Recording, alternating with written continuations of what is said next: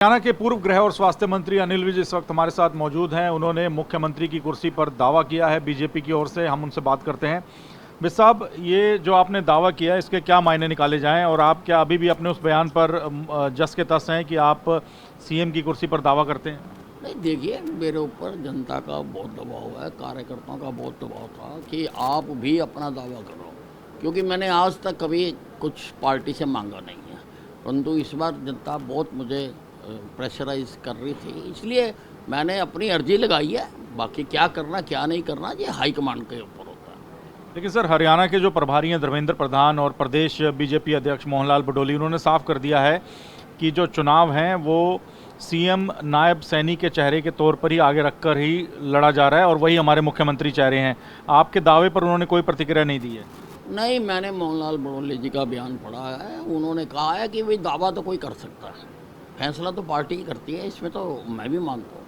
लेकिन वो कह रहे हैं, धर्मेंद्र प्रधान कह रहे हैं कि चेहरा तो हमारे नायब सैनी है और अमित शाह भी पंचकुला की रैली में बोल कर गए हैं बात। और चलो, अच्छी बात है, अपनी एप्लीकेशन लगाना तो हर आदमी का हक है। यानी आप अभी भी दावेदार के तौर पे हैं, मौजूद हैं, आपने अपना नाम आगे बढ़ा दिया है? जब चुनाव होंगे और हमारी सरकार बनेगी तो उस वक्त मैं भी अपनी बात कहूँगा। तो आप मानते हैं कि विधायक जो चुनकर आएंगे वही तय करेंगे या फिर पार्टी आलाकमान जिस चेहरे को लेके चुनाव में उतर रहा है वो वही चेहरा रहेगा उस वक्त भी जब नतीजे आ जाएंगे? नहीं, ये तो पार्टी पर निर्भर करता है, ये मैं तय नहीं करता हूँ।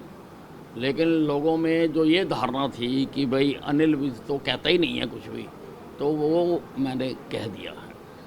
नायब सैनी को जब मुख्यमंत्री बनाया गया तब क्यों नहीं आपने दावा किया? तब भी तो आप दावा कर सकते थे, आप आगे क्यों नहीं आपने अपना नाम बढ़ाया? नहीं, मैंने कभी भी नहीं किया। 2014 में जब हमारी पहली सरकार बनी तब भी मैं सीनियर था, मैंने तब भी नहीं किया। लेकिन आप ये मानते हैं कि आपसे जूनियर जो चेहरे थे, मनोहर लाल खट्टर की बात करें, उसके बाद नायब सैनी, इनको पार्टी ने आगे कर दिया, लेकिन सीनियरिटी के हिसाब से आपका हक बनता था सीएम की कुर्सी पर? नहीं, मैं कोई हक की बात नहीं कर रहा हूँ, मैं केवल अपना दावा कर रहा हूँ। दावा कर सकता कोई भी। अच्छा, विधायकों की संख्या है कुछ जो चुनाव लड़ रहे हैं, उन्होंने अप्रोच किया आपको कि जीतेंगे तो आपके नाम के साथ वो डटेंगे? ऐसा नहीं है, अभी सारे चुनाव लड़ रहे हैं। बाकी कुछ विधायकों के कल टेलीफोन आए भी थे, लेकिन ये बातें सब तो चुनाव के बाद ही तय होंगी ना जी।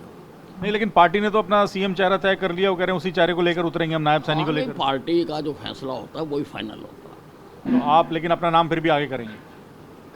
कहेंगे, हम रखेंगे अपना नाम।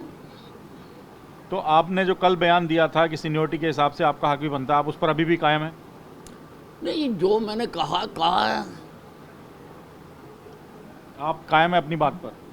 मैंने जो कहा है वो कहा है, अब वो तो कहा ही है। लेकिन सर, धर्मेंद्र प्रधान क्यों नहीं इस पे कह रहे कि हाँ, जब नतीजे आ जाएंगे उसके बाद तय होगा? अगर अनिल विज दावा कर रहे हैं तो उस पर भी विचार होगा। वो तो ये बात वो कुछ कह भी नहीं रहे।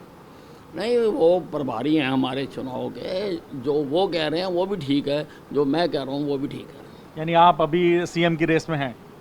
रेस में नहीं हूँ, मैं अपना दावा करूँगा। तो अनिल विज अभी सीधे तौर पे कह रहे हैं कि उन्होंने मुख्यमंत्री की कुर्सी पर दावा कर दिया है और मुख्यमंत्री का नाम भले ही आगे रखकर नायब सैनी के तौर पे पार्टी चुनाव लड़ रही हो, लेकिन जब नतीजे आएंगे उसके बाद ही तय होगा कि अगला मुख्यमंत्री कौन होगा। और इस वक्त अनिल विज ने खुद को सीएम की रेस में आगे कर दिया है। अंबाला से कैमरामैन बीर सिंह के साथ मोहित मल्होत्रा, टीवी 9 भारतवर्ष।